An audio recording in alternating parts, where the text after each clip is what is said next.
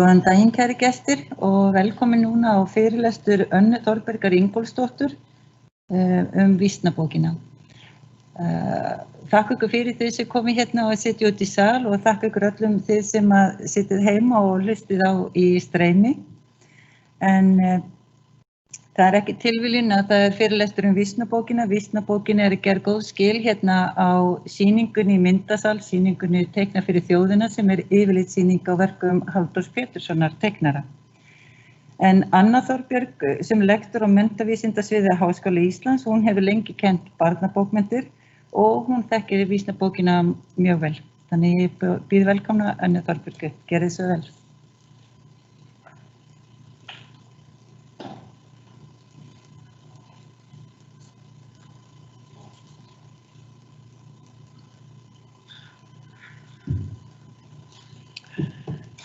Komiði blessuð og sæl, njær og þó kannski aðalega fjær því þessi fyrirlestur fluttur í samkomubanni en sem betur fer eru nokkrir hér í salnum svo ég þarf ekki að tala út í tómið. Ég ætla í þessum fyrirlestri að ræða Vísnabókina ástsælu sem á næsta ári verður 75 ára og tilefnið eins og Linda sagði sýning á fjölbreyttum verkum myndhöfundarins Halldórs Péturssonar hér í safninu. Myndir hans í bókinni munu því skipa ríkan sess í því sem ég hef fram að færa, en það var Símon Jóhannes Ágústsson, prófessor sem valdi ljóðin í Vísnabókina og hefur hann örugglega líka átt frumkvæði að því að bókin kom út. Á þessu ári kom líka út ný og vegleg útgáfa Vísnabókarinnar sem sú 13. og ég mun skoða þróun bókarinnar og velta upp spurningum frekari framtíð hennar. En engin barnabók þar sem saman fara vinsælar barnagælur, bæði þjóðvísur og kvæði eftir þekkta höfunda og myndskreytt að auki hafði komið út á Íslandi þegar Vísnabókin leit dagsins ljós árið 1946. Annars staðar á Norðurlöndum hefðu þá langt skeið verið til vísnabækur fyrir börn með gömlum þjóðvísum. En ef við skoðum svolítið fyrst umhverfið á Íslandi þegar Vísnabókin var til að þá gaf Einar Ólafur Svinsson út þjóðkvæði og stef í bókinni Fagrar heyrði ég raddirnar árið 1942 með nokkrum teikningum eftir Gunnlaug Skeving. Efni bókarinnar fjölbreytt og þótt þar sé að finna kafla með barnagælum ekki barnabók að ræða. Og Ófeigur J. Ófeigsson læknir gaf út þjóðvísur og þulur fyrir börn í bókinni Raula ég við rokkinn minn með teikningum eftir sjálfan sig árið 1945. Ætla má að öll grunnskólabörn hafi á þessum tíma haft aðgang að skólasöngvum í skólum landsins. Í þeim var að finna blandað efni íslenskt og þýtt. Þó þar séu nokkur sígild barnaljóð á borð við Það búa litlir dvergar, Hann Tumi fer á fætur, Siggi var úti og ríðum heim til Hóla, þyngri kveðskapur á borð við sálma og ættjarðarlóð, þar miklu fyrirferðarmeiri. Þegar Vísnabókin kom út hafði undanfarin 1,5 áratug verið blómlegt skeið í útgáfu ljóðabóka fyrir börn með frumsömdu efni. Meðal þeirra helstu má nefna ljóðabækur eftir þá Sigurð Júlíus Jóhannesson, Jóns úr Kötlum, Stefán Jónsson og Kára Tryggvason. Mörg ljóðanna í þessum bókum, sérstaklega þeirra Jóhannesar og Stefáns, nutu strax mikilla vinsælda og hafa bækur þeirra verið endurútgefnar margsinnis eins og við þekkjum vel með til dæmis Jólin koma eftir Jóhannes úr Kötlum. Baldur Símonarson, sonur Símonar Jóhannesar, nefnir í grein Vísnabókina frá 1993 að hugsanleg kveikja að útgáfu bókarinnar hafi verið The Tall Book og Mother Goose, myndskreytt af Theodor Rojankovski sem kom út árið 1942 og sem Hákon bróðir hans hafði heim með sér frá Bandaríkjunum árið 1943. Þess má geta að þessi bók kom síðar út í íslenskri þýðingu Kristjáns frá Djúpalæk árið 1970 og síðar Böðvars Guðmundssonar árið 1999. Vísnabækur kenndar við Mother Goose eða gæsamömmu höfðu verið vinsælar í enskumælandi löndum frá því á 18. öld, en sækja fyrirmyndir enn lengra aftur í tímann og víðar Evrópu. Gæsamömmu vísurnar höfðu lifað í munnlegri geymd og voru þjóðkvæði sem enginn vissi hvaðan komu. Mörg kvæðanna voru reyndar ekki ætluð börnum, til dæmis drykkjusöngvar og slagarar, fullir af leik, prakkaraskap og oft ónalegir og pólitískir, en rímaðir og með endurtekningum. Ljóð fyrir börn eru einkum af tvenns konar uppruna. Annars vegar eru ljóð með rætur í munnlegri alþýðuhefð, svo sem þulur, þjóðkvæði, barnagælur, barnafælur og orðagaman hvers konar eins og einkenna til dæmis gæsamömmubækurnar. Hins vegar eru frumsamin listræn ljóð og fyrir börn og gefin út sérstaklega fyrir börn. En þar fyrir utan höfum við auðvitað líka dæmi ljóð sem ekki eru samin fyrir börn en sem börn taka til sín, oft vegna þess að þau eru samin við falleg sönghæf lög sem verða vinsæl. Dæmi slík ljóð eru Maístjarnan eftir Halldór Laxness við lag Jóns Ásgeirssonar, Kvæði fuglana eftir Davíð Stefánsson við lag Atla Heimi Sveinssonar og Víkivakkar eða Sunnan yfir sæinn breiða eftir Jóhannes úr Kötlum við lag Valgeirs Guðjónssonar. Allt eru þetta mjög vinsæl lög sem börn syngja gjarnan. Ljóð eru prýðistæki til að skemmta börnum og hafa ofan fyrir þeim, sefa þau og svæfa og við eigum margar fallegar barnagælur og vögguvísur. Ljóð geta líka kennt börnum ýmislegt gagnlegt eins og að telja, nefna fingur og daga til dæmis. Svo eru líka til barnafælur sem höfðu þann tilgang fyrr á tíð að hræða börn til hlýðni eins og til dæmis vísur grýlu eða fæla þau frá hættulegum stöðum í náttúrunni og umhverfi barnanna en við vitum auðvitað ekki í hve miklu mæli þessar vísur voru beinlínis notaðar til að hræða. Og allt þetta höfum við dæmi í vísnabókinni. Útgefandi vísnabókarinnar var vinur og skólabróðir Símonar, Ragnar Jónsson hæstaréttarlögmaður sem rak bókaforlagið Hlaðbúð 2 áratuga skeið. Baldur Símonarson segir Ragnar hafi verið vandlátan og smekkvísan og ber fyrsta útgáfa vísnabókarinnar þess glöggt vitni að mikið var í hana lagt. Í bókinni eru 113 ljóð eða titlar, þjóðvísur, þulur, gátur og orðagaman, svo vísur og kvæði eftir nafngreinda höfunda, flesta gengna. Símon var áhugasamur þjóðlegan kveðskap og félagsmaður í kvæðamannafélaginu Iðunni. Því ekki að efa að hann hefur þekkt og kunna sjálfur talsvert af því efni sem hann birtir í bókinni. Einnig má reikna með að margar af barnagælanum hafi langan aldur verið með því fyrsta sem farið var með fyrir börn og börn lærðu, til dæmis Bíbí og Blaka, Klappa saman lófanum, en það heldur engin vafi á því að Símon hefur leitað fanga í safninu íslenskar gátur, skemmtanir, Víkivakkar og þulur sem kennt við Ólaf Davíðsson og einnig í áðurnefndri bók Einars Óla Sveinssonar, Fagrar heyrði ég raddirnar. Jónas Hallgrímsson á mest einstakra höfunda, alls 7 ljóð í vísnabókinni, en Sveinbjörn Egilsson og Guðmundur Guðmundsson eiga 3 ljóð hvor og Þorsteinn Erlingsson 2 ljóð. Aðrir höfundar eiga svo eina vísu eða 1 ljóð hver og meðal þeirra eru Páll Ólafsson, Steingrímur Thorsteinsson og Sigurður Júlíus Jóhannesson. Símon stytti gjarnan þulurnar og ljóðin. Bókin hefst á fyrsta erindi ljóðsins Sofðunga ástin mín eftir Jóhann Sigurjónsson og endar á heilræðum Hallgríms Péturssonar. Það vekur óneitanlega athygli að aðeins ein vísa eftir konu, Marín Guðmundsdóttir, það vísan Magnús Raular Músin Tístir. Allt annað nafngreint efni eftir karlmenn. Reyndar var Marín ekki nafngreint fyrr en í annarri útgáfu bókarinnar. Í öllum skrifum sínum viðfangsefnið börn og bækur, til dæmis í grein í Skírni árið 1963, leggur Símon ríka áherslu á að það eigi að bjóða börnum sem vandaðist efni frá fyrstu tíð og þar kemur líka fram að hann hafiði vissa vantrú á efni sem var sérstaklega samið fyrir börn. Þótt hann taki jafnframt fram að margt af því hafi vissulega listrænt gildi. Símon telur auk þess margt samtíma efni úreldast fljótt og að það taki mannkyni langan tíma að sannreyna gildi góðra bókmennta. Hann leggur því mikla áherslu á sígilt efni fyrir börn, bæði íslenskt og þýtt. Það getur skýrt hve lítið af nýlegum kveðskap í vísnabókinni.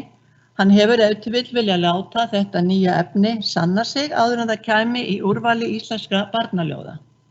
En svo auðvitað hugsanlegt að Símoni hafi fundist nýlegt kvæðaefni fyrir börn nægilega aðgengilegt í útgefnum bókum höfundana.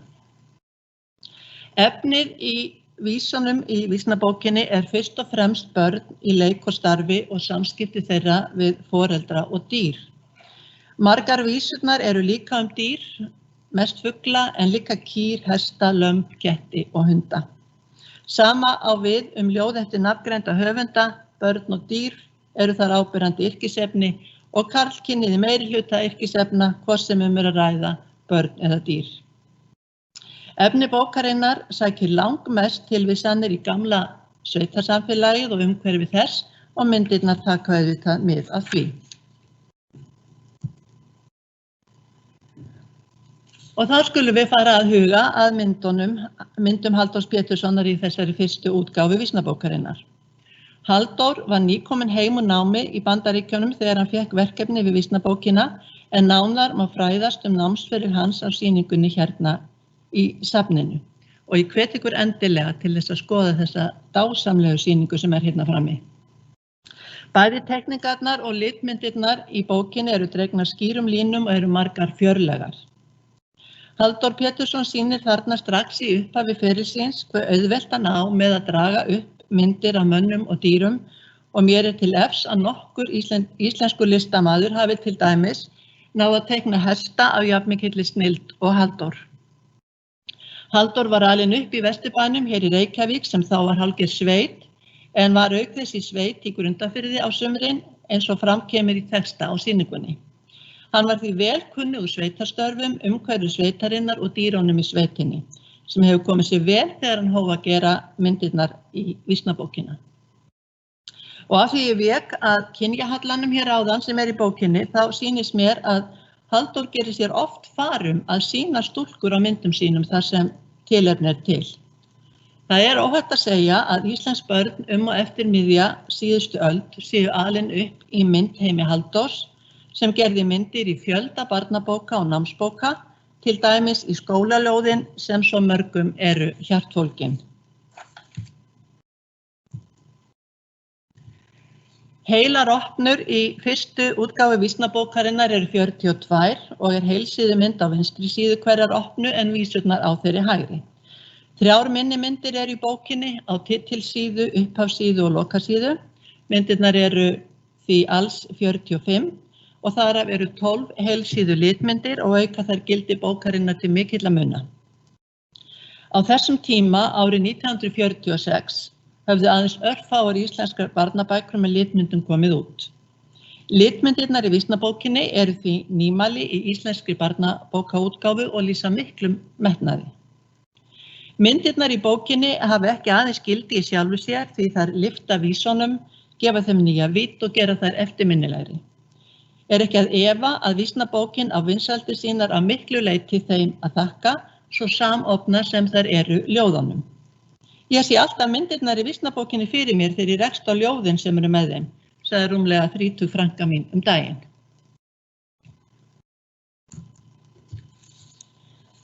Ég ólst upp í þessa fyrstu útgáfu bókarinnar sem móðir mín hafði fengið þegar hún var barn. Ég held að uppáhaldsmyndin mín í bernsku hafi verið við Fljúga hvítu firildin, kannski af því að ég gat hort út á sjó í gegnum svipaðan glugga og drengurinn á myndinni. Aldrei datt barninu mér í hug að firildin væru snjókorn og duggan lítil stelpa eins og sumir vilja túlka vísuna núna og reyndar alls ekki ósennilegt. Svanirnir á myndinni sem þar fljúga kannski hátt til heiða og tunglið viðbót Halldórs og líklega vísun í álftirnar í Bíbí og Blaka og vísunar tunglið sem á þessari sömu opnu.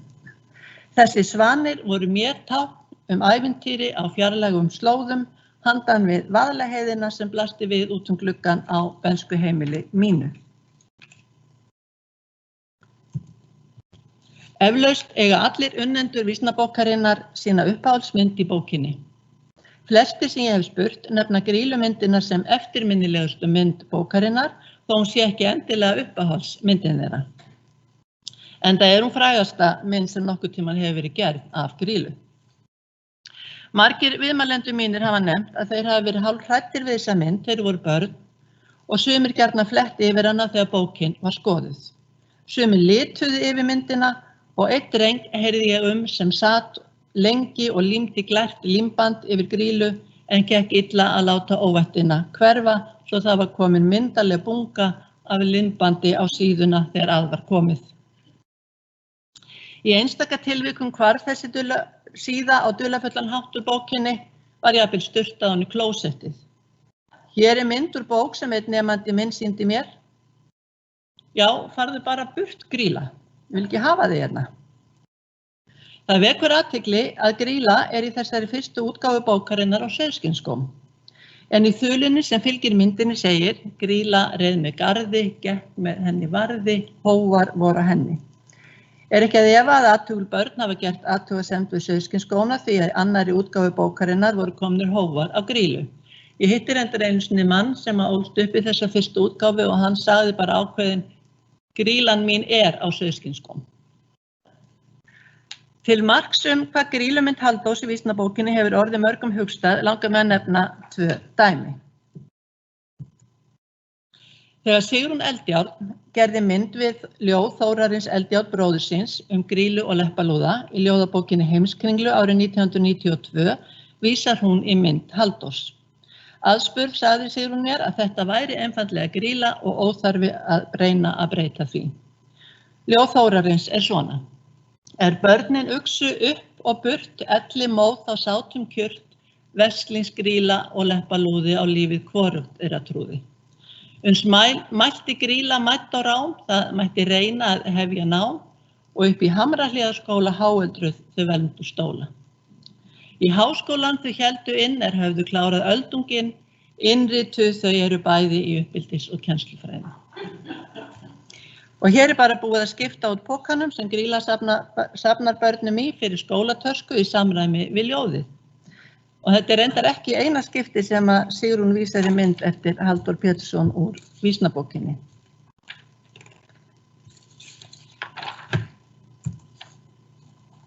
Á meðan Icesave-stríðið stóð sem hæst í hruninu, birtist þessi skopmynd Halldórs Baldurssonar í Morgunblaðinu og hér auðvitað einnig vísað í Grýlumynd Halldórs.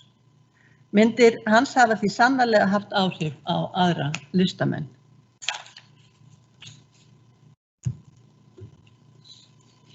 En það ekki bara litmyndirnar sem eiga skilið aðdáun því margar svarthvítu teikningarnar eru líka mjög eftirminnilegar.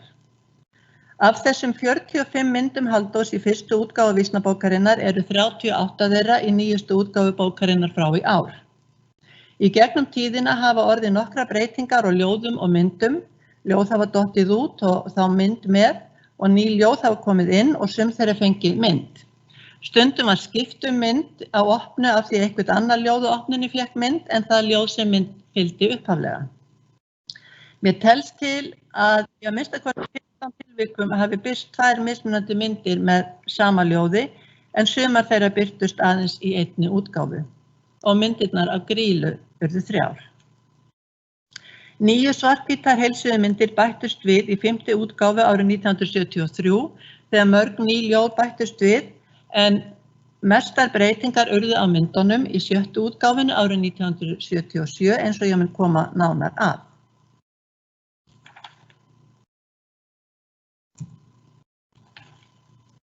Vísnabókinni var strax vel tekið. Jakob Benediktsson og Einar Ólafur Sveinsson skrifuðu báðir bókina og voru ánægðir með hana. Jakob bendir réttilega á að margir kunni sumar vísurnar á annan veg en þar birtast en sjálfsagt þykir hverjum sín útgáfa best. Og Einar Ólafur finnur að því að sum kvæðin séu stytt. En báðir eru þeir ánægðir með myndir Halldórs Péturssonar. Jakobi finnst þó litirnir í sumum myndunum heldur glanalegir og Einar Ólafur nefnir að miðað við efni bókarinnar hefðu myndirnar mátt vera með meiri sveitarbrag. Til marks vinsældir vísnabókarinnar þurfti að endurútgefa hana strax 2 árum síðar, árið 1948. Kápa og titilsíða eru eins og á fyrstu útgáfu. Þótt bókin lengdist ekki nema eina opnu var talsvert fleiri vísum bætt við og síðurnar betur nýttar. Ekki voru gerðar stórvægilega breytingar á myndefni bókarinnar en myndin af Grýlu lagfærð eins og fyrr segir. Á nýju opnunni meðal annars gátan hvernig flutt var yfir á, Úlfur, lamb og heipokinn og fylgdi henni ný mynd. Eins og þeir sem þekkja gátuna vita máttu ekki flytja nema eitt yfir ána í einu en á myndinni eru bæði lambið og heipokinn borð í bátnum með bónda.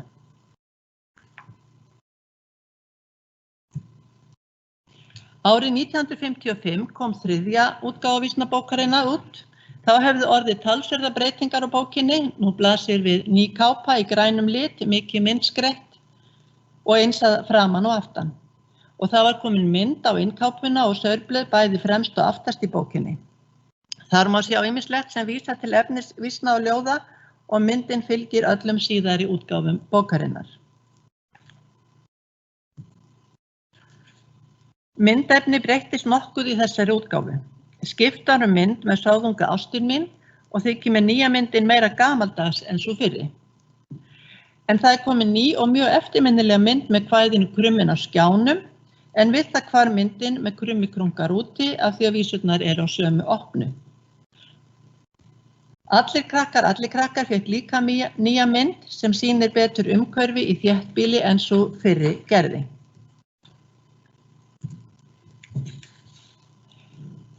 Ein opna var felld niður og í staðinn kom opna með mynd og kvæðinu sofa urtubörn á útskerjum.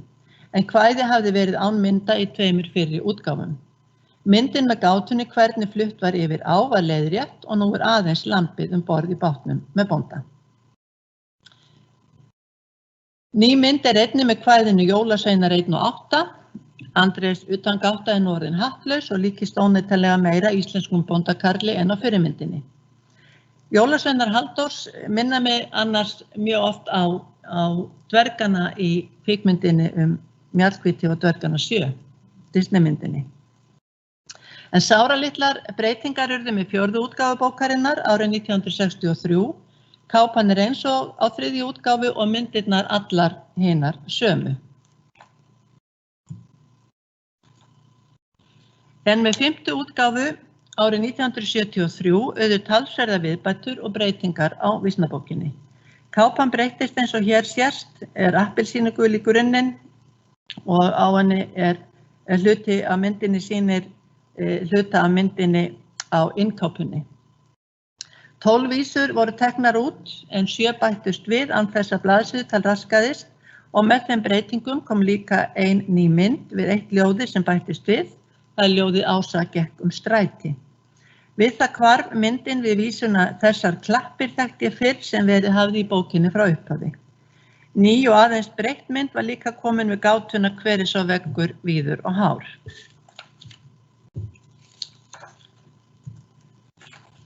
En mesta breytingin var svo að bætt var við nýjum opnum með samtals 17 vísum og ljóðum og við það bættust líka við 9 svarthvítar heilsíðumyndir. Viðbætt ljóð eru flest eftir þekkt skáld, sum þá lifandi. Dæmi ný ljóð og vísur sem fengu mynd eru Hann Tumi fer á fætur eftir Freystein Gunnarsson, Göngum upp í gilið eftir Þór Kristlefsson. Það var einu sinni strákur sem átti lítinn bíl eftir Stefán Jónsson og fyrir var oft í kotikátt eftir Þorstein Erlingsson. Þetta í síðasta sinn sem efnið endurskoðað í vísnabókinni og lítið sem ekkert hefur verið hróflað við vísum síðan í þessari útgáfu. Þegar þarna var komið höfðu komið út vandaðar ljóðabækur fyrir börn eftir nokkrar skáldkonur og ljóð eftir þær hefðu vissulega sómt sér vel í vísnabókinni. Má það nefna bókina Ævintýri dagsins eftir Erlu eða Guðfinnu Þorsteinsdóttur sem kom út árið 1958 og Á léttum vangjum eftir Margréti Jónsdóttur sem kom út árið 1961. Árið 1976 og 77 gaf Iðunn sem þá var tekin við útgáfu vísnabókarinnar út 2 hljómplötur sem báru titlana Einu sinni var og Út græna grundu. Þar útsetur Gunnar Þórðarson nokkur gömul lög við ljóð úr vísnabókinni, auk þess sem þar má finna frumsamin lög hans og Björgvins Halldórssonar við nokkur ljóðanna. Plöturnar urðu gríðarlega vinsælar og ekki að efa að þær hafa aukið sölu bókarinnar enda komin út í 7. sinn árið 1977, aðeins 4 árum á eftir 5. útgáfu. Ekki urðu miklar útlitsbreytingar á 7. útgáfu vísnabókarinnar og engar breytingar urðu á vísum og ljóðum en opnur fluttar til án þess að uppsetning á þeim breytist. Það er komið efnisyfirlit með upphafsorðum vísna og kvæða í lok bókarinnar sem til mikils hagræðis. En það sem fangar augað er að nú hafa verið gerðar miklar breytingar á myndum bókarinnar og búið að skipta margar myndir. Litmyndirnar 12 sem höfðu verið óbreyttar frá 1. útgáfu voru horfnar. 4 litmyndanna viku fyrir 9 myndum. Það á við Fljúgahvítu firildin, Skugginn, Grílareið með garði og Runki fór í réttirnar eða Rauður minn sterkur og stór. Og í hinum 8 litmyndunum stendur aðeins eftir svarthvít teikning, þar sem áður hafi verið litur, þó myndin væri að öðru leyti óbreytt. Skipt var einnig 6 aðrar myndir við vísur.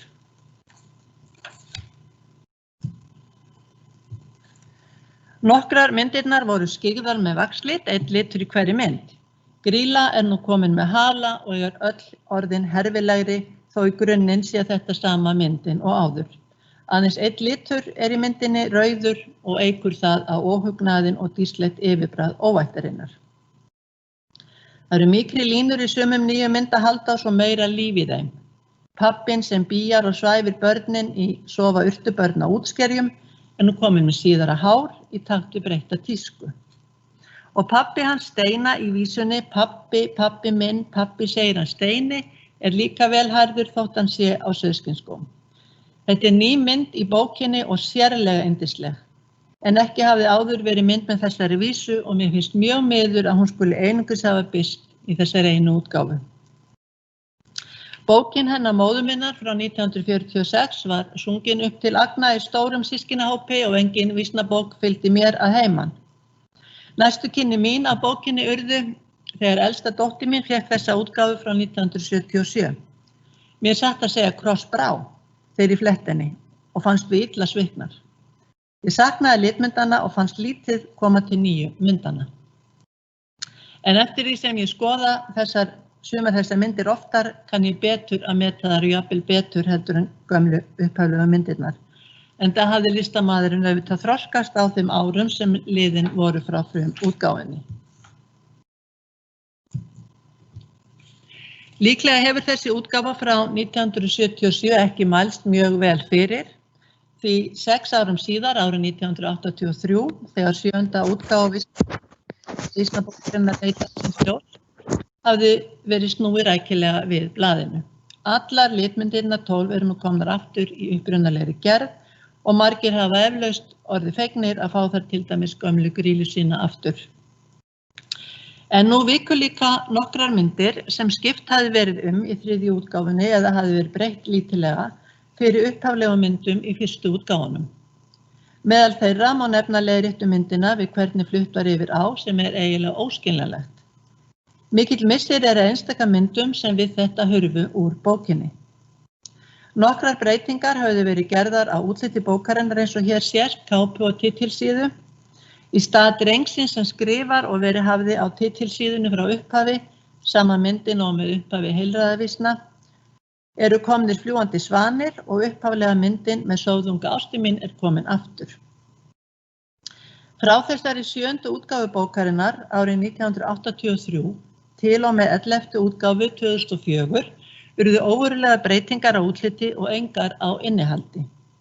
En litirnir í litmyndunum breyttust mjög með hverri útgáfu til hins verra, þar til svo var komið að allur rauður litur var til dæmis orðinn skær appelsínugulur, sem var auðvitað til mikilla líta.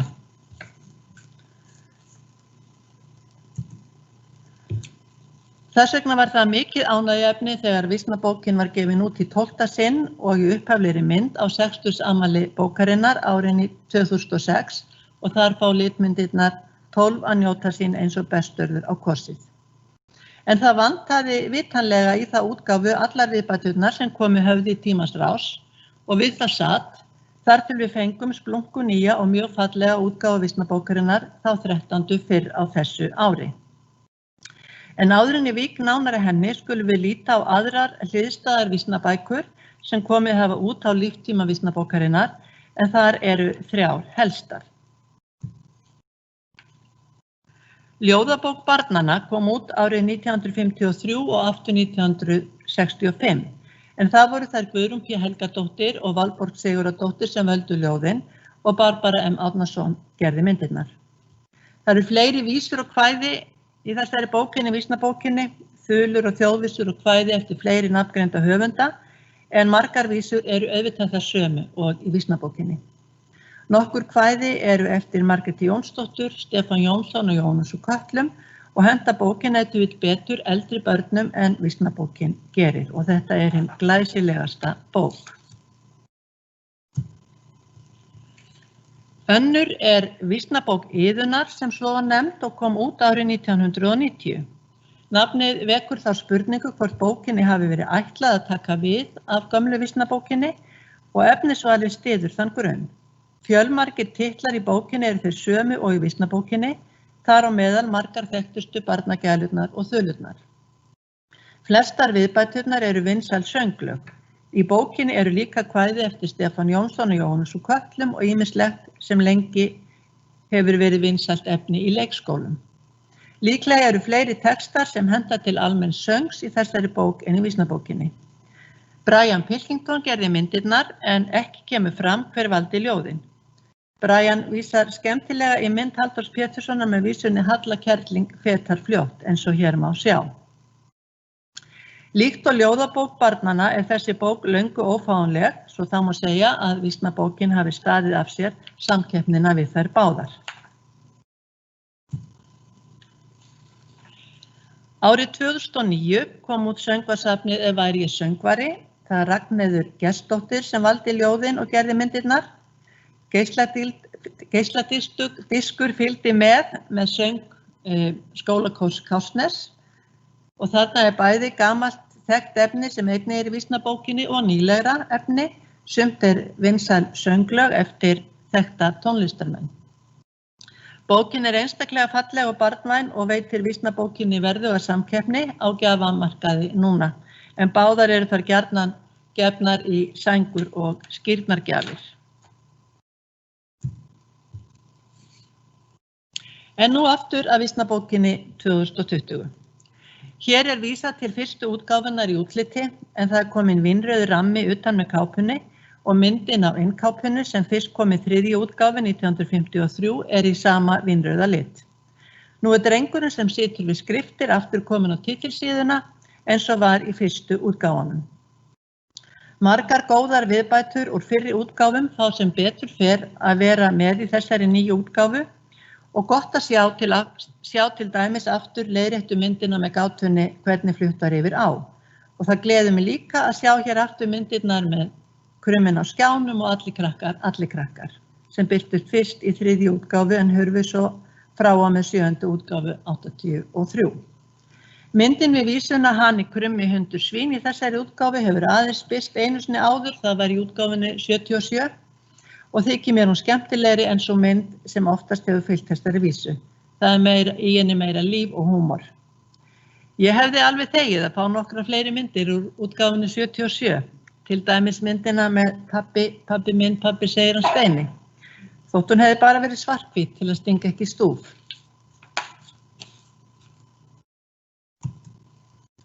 Ljóð og vísur í nýju bókinni eru liðlega 150, þar af 67 eftir 44 nafngreinda höfunda.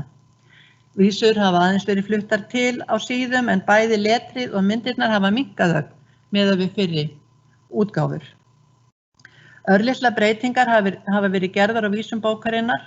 Gátur gestum blinda eru horfnar og yndislega myndin af móður og barni með ljóðinu Sofi, sofi barnið eftir Kára Tryggvason er líka farin, þótt ljóðið sé enn í bókinni. Bætt hefur verið inn einnig skemmtilegri vísu á Selarsíðuna þar sem fyrir meðal annars ljóð Jónasar Hallgrímssonar Selur sefur á steini. Þessi vísa hefur ekki áður verið í bókinni. Og nú búið að skipta út stafrófsvísunum ABCD fyrir stafrófsvísur Þórarins Eldjarls, AABD og fer vel á því.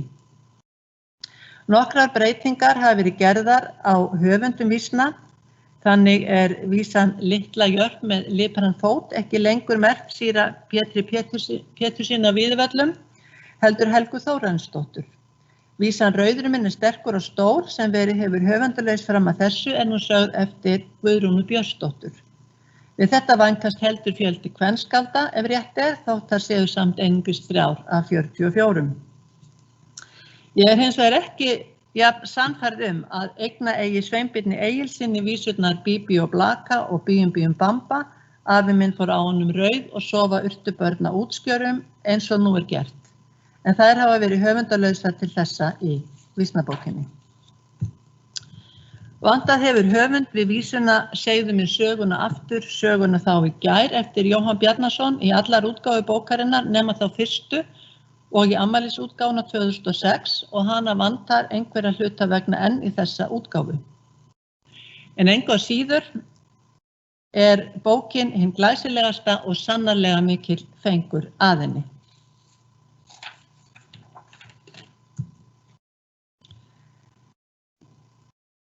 Gildi vísnabókarinnar fyrir menntun ungra barna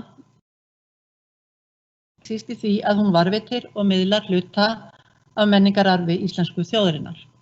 En sjálf hún líka orðin hluti af þessum sama arfi.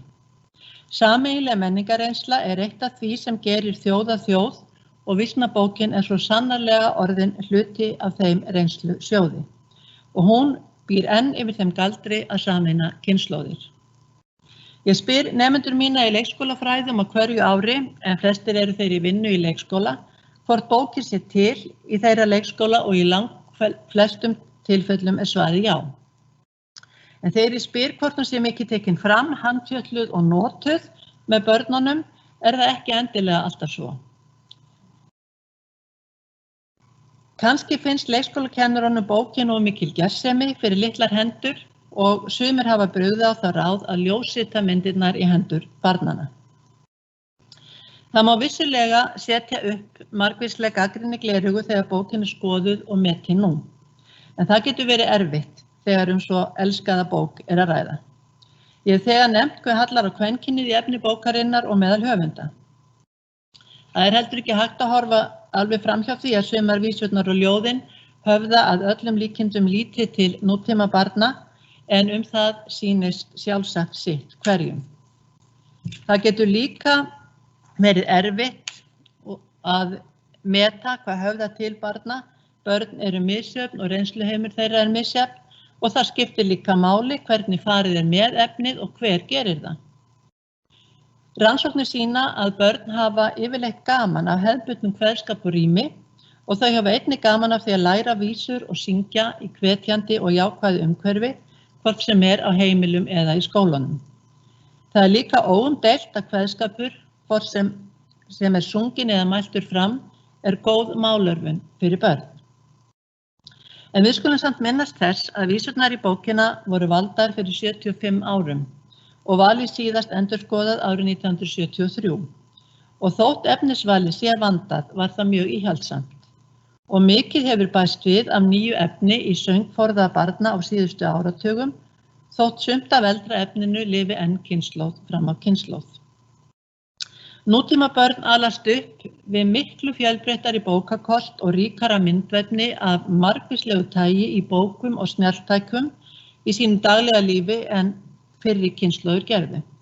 Það því ekki alltaf auðvelt að meta áhrif vísnabókarinnar á börn núna, þótt í efist reyndar ekkert að þau hrífast enn af myndum bókarinnar og nemendur mínir votta það. Og margar vísurnar og ljóðin eru börnum enn töm á tungu. Ég þykist vita að margir megi ekki til þess hugsa að við vísnabókinni sé hróflað. Nemendur mínir og aðrir vinir og vandamenn sem ég hef rætt við vísnabókina eru sammála að hún eigi að fá að vera til áfram við hlið annarra og nýrri vísnabóka. Enda sé ekki ástæða til annars á meðan hún selst jafnvel og raun ber vitni og ég get vel tekið undir þetta. Það blandast heldur engum hugur það að vísnabókin geymir gott úrval af gömlu efni sem ástæða til að sé aðgengilegt á öllum tímum. Og í ljósi þess hver vísnabókin hefur orðið lífseig og hver rík áhersla virðist lögð á að hún sé til á hverju heimili, þykir mér líklegt að við höfum ekki séð síðustu útgáfu vísnabókarinnar og vonandi gengur það eftir. Svo bara eftir að koma í ljós á hvaða formi sú útgáfa verður. Takk ykkur fyrir áheyrnina.